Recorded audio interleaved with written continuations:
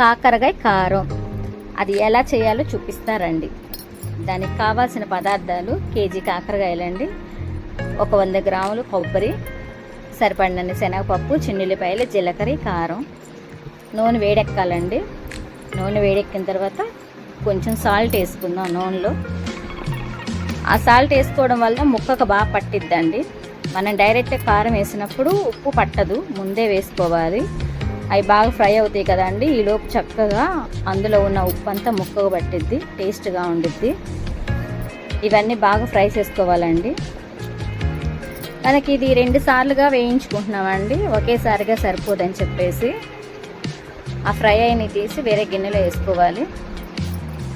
ఈ కాకరకాయ వల్ల చాలా ఉపయోగాలు ఉన్నాయండి. చాలామంది చేదుగా ఉంటుంది అనుకుంటారు, కానీ ఇలా చేసుకుంటే అసలు చేతి తగలదు. చక్కగా వేడివేడి అన్నంలో కానీ పప్పులో కానీ చాలా బాగుండిద్ది. మనకి కారం చాలా ఎక్కువ రోజులు నిలవ ఉండిద్దండి. రెండోసారి వేసుకున్నాం కదండి, అవి కూడా ఫ్రై చేసుకోవాలి. అవి కూడా ఫ్రై అయినాయండి. బాగా ఫ్రై అయిన తర్వాత కొంచెం తాలింపు గింజలు వేసుకుందాము, టేస్ట్ బాగుండిద్ది. అలానే కొంచెం పసుపు వేసుకుందామండి, ఎక్కువ వద్దు. 4 ఎండుమిర్చి ముక్కలు చేసి వేసుకుందాము. కొంచెం కరివేపాకు వేసుకుందాము. అవి మొత్తం ఫ్రై చేసుకుందామండి. ఇవి తినటం వల్ల ఫేస్ మీద పింపుల్స్ అలాంటివి రావు. షుగర్ ఉన్న వాళ్ళకు కూడా చాలా మంచిది.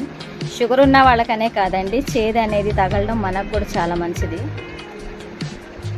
మనం ముందే ఫ్రై చేసుకున్నాం కదండి, ఆ ముక్కలు పక్కన ఉన్నాయి, అవి కూడా ఇందులో కలిపేసేద్దాము. చక్కగా మళ్ళీ మొత్తం కలిపి కొంచెం ఫ్రై కానిద్దాం. కొంచెం వేగిందా ఉంచుదామండి. అది చూడండి ఎలా వేగాయో. మీకు ముందే చూపించా కదండి, అదంతా మిక్సీ పట్టాను. ఆ కారం అది మిక్సీ వేసే టైంలో చిన్నులపై ముందు వేయొద్దండి.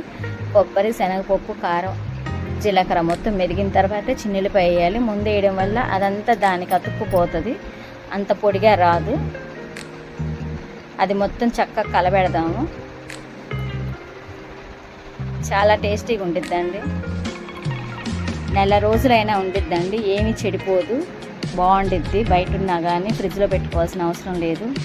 ఇలా ఫ్రై చేసి ఒక డబ్బాలో స్టోర్ చేసి పెట్టుకుంటా అండి. ఉదయాన్నే పిల్లలు స్కూల్కి వెళ్తున్న టైంలో త్వరగా వంట కాలేనప్పుడు కానీ కొంచెం బాక్స్లో వేయడానికి బాగుండిద్ది. కాకరకాయ ఇలా ఎక్కువ తీసుకోవడం వల్ల చాలా ఉపయోగాలు ఉండేయండి. టైఫాయిడ్, మలేరియా ఇలాంటి జ్వరాలు కూడా ఎక్కువ రావు, చాలా వరకు తగ్గిస్తాయి.